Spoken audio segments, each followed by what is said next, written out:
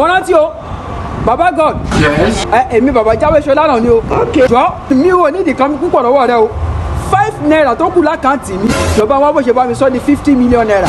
kí ló dé.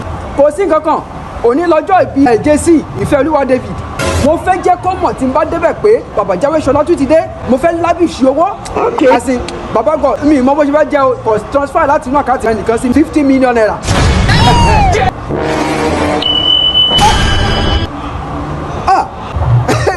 mo ma ti rí 50 million naira just like that. Bàbá ṣé o àmọ́ mi ò ní yàdé wo ń dà padà lẹ́nu mo sọ.